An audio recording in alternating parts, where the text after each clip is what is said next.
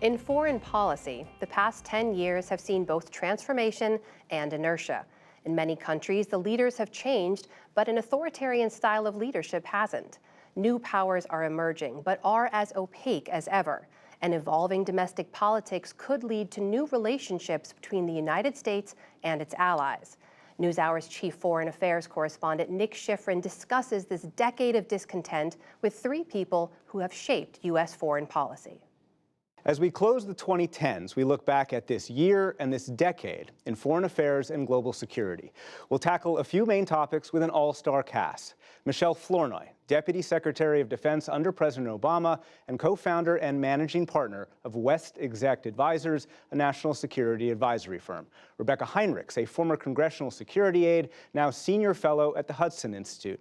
And from London, Kori, a National Security Council staff director under President George W. Bush, and soon to take over the Defense Policy Program at the American Enterprise Institute. And thank you very much and welcome all to the NewsHour. I want to set up our first topic with a small setup piece about the decade that began with the Arab Spring and that ends with worldwide protest. From the streets of Cairo, President Hosni Mubarak has decided to step down. And the demise of a dictator, to Tunisia's Jasmine Revolution, protesters across the Middle East began the decade standing up to U.S.-backed authoritarian leaders they considered corrupt. In Syria, young people called for a peaceful transition of power, but the country descended into chaos and a civil and proxy war. The Arab Spring's legacy is decidedly mixed. The decade is ending the way it began. Across the world, protesters objecting to what they call corruption, inequality, authoritarianism.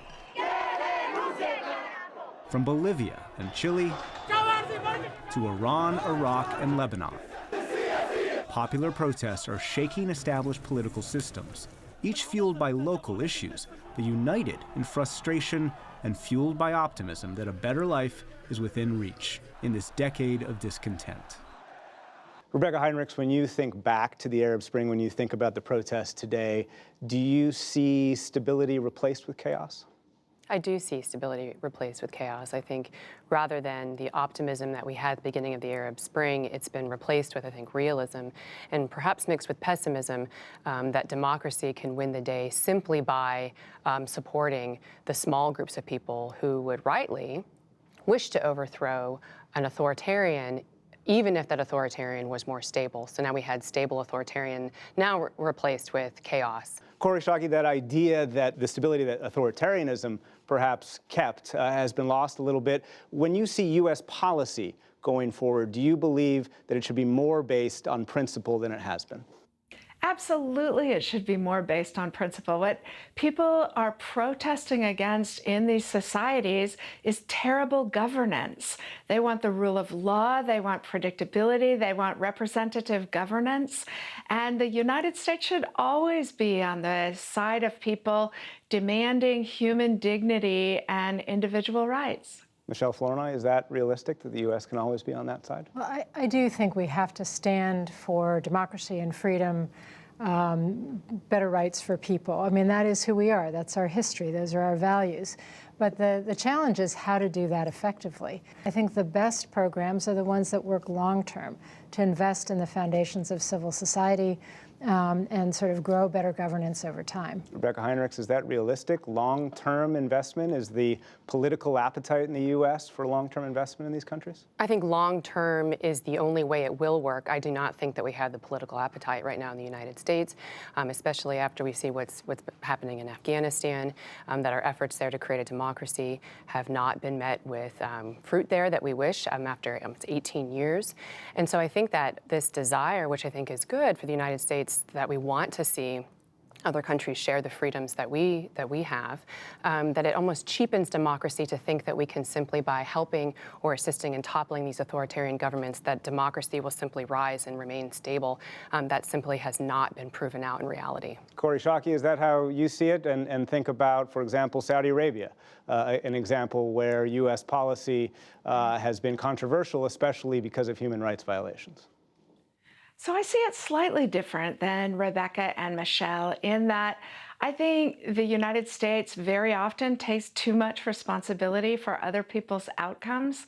And it's certainly true that programs that help build society and independent media and autonomous judiciaries, those are all good long-term programs, but it's not good enough to tell people in the next generation, you will have a government that supports individual rights. And it seems to me that the craftsmanship of governance is understanding when problems are ripe, that the amount of effort the United States is willing to put to create change matches the moment. It's our responsibility to judge when and how we can help people create positive change for themselves. One of the places around the world that people are creating their own opportunities certainly is Hong Kong, and we've seen major protests there. And so let's take a little look at a setup story about the state of China and U.S. affairs. In Beijing's Great Hall of the people celebrate one man. After the removal of term limits, Xi Jinping can be president for life. Under Xi, China has dramatically modernized its military and created outposts in the South China Sea, ignoring international law and U.S. objections. China has also expanded its influence abroad with the most expensive infrastructure project in history and advanced technology. My administration has taken the toughest ever action to confront China's trade abuses. But the Trump administration has confronted China, both on trade and international influence, and has called China a revisionist power whose goal is to displace U.S. preeminence. Michele Flournoy, are the U.S. and China destined for conflict? I certainly hope not, because we're both nuclear powers. But we are certainly destined for a period of much greater competition, economically, technologically, for political influence around the world, and also potentially in the military sphere. The best thing we can do is actually invest in the drivers of our competitiveness here at home, whether it's science and technology, research and development, higher education, 21st century infrastructure. Why in the world do we not have a U.S. 5G industry, for example? So we are in for a longer competition. It would be a terrible failure of policy if that necessarily ends in conflict. Kori, Schake, part of confronting China is the United States working with allies. Do you believe President Trump is working with allies to confront China?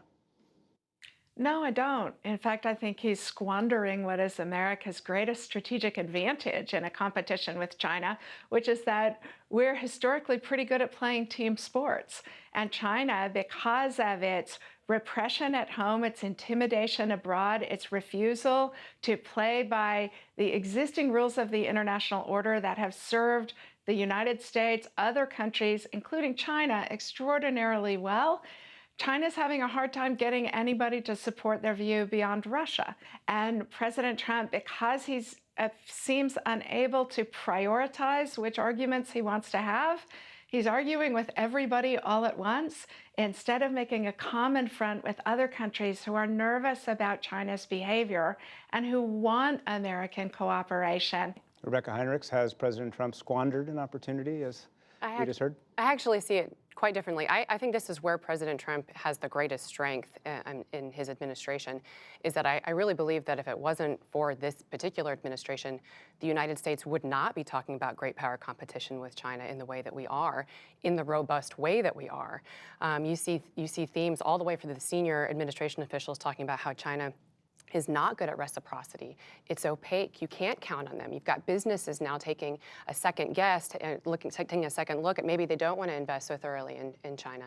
So I'm optimistic about what the United States is doing now to set us on a good track for the years to come. The U.S.'s oldest allies are in Europe, and there are tensions between the United States and Europe and within Europe. So let's take a look at a quick setup piece about the state of Europe, NATO, and the U.S. Beyond the traditional staged photos at the NATO leaders' meeting, the transatlantic alliance is facing a crisis of identity and confidence. President Trump questions the alliance's foundation, emphasizing shared spending, not shared values. French President Emmanuel Macron says Trump has turned his back on NATO, and he recently called NATO brain dead in an attempt to shake up its strategic assumptions. And Europe is facing its own shakeup. British Prime Minister Boris Johnson just won a big political mandate based on his pledge to, in his words, get Brexit done. Rebeccah, Heinrichs, should the U.S. have a tough conversation with Western Europe right now?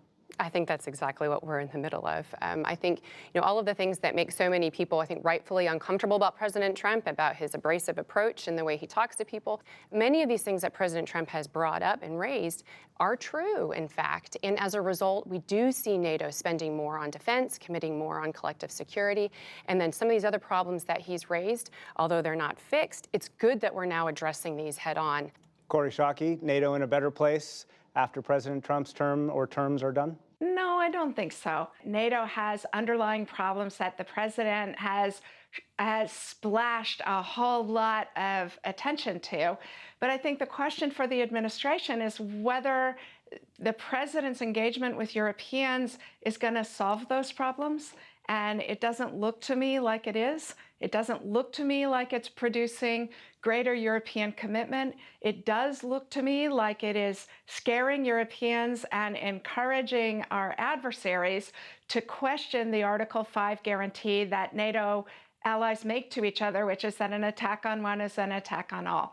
So the increased defense spending, including by the United States, doesn't compensate for the anxiety and the questioning of our fundamental commitment. And that really is the result of the president's policies. Michele, Flournoy, last word. This story isn't only about the tensions within the transatlantic alliance, but also when it comes to Turkey, who's in NATO, obviously, but also President Putin, who's about to celebrate his 20th year in power. Yes, but the two are related. So I think the fact that we have our European allies questioning the U.S. commitment to NATO more fundamentally than they have since NATO's founding, that has created an opening. And it's to the delight of Vladimir Putin to be able to weaken NATO, to see dissension in NATO, and to start picking off allies like Turkey, to say, hey, if you can't rely on the United States, you're not sure of the predictability of their policy, the reliability of their leadership, let me sell you some air defenses for you. Sounds like a great deal, but that's a wonderful way to get in there and start dividing the alliance. Michele Flournoy, Rebeccah Heinrichs, Kori, Schake, thanks to you all. And what a decade it has been. Online, you can watch our in-depth series on protest movements that broke out across the globe this year, with a deeper look tonight at the unrest in Hong Kong. You can find that when you follow us on Instagram @NewsHour.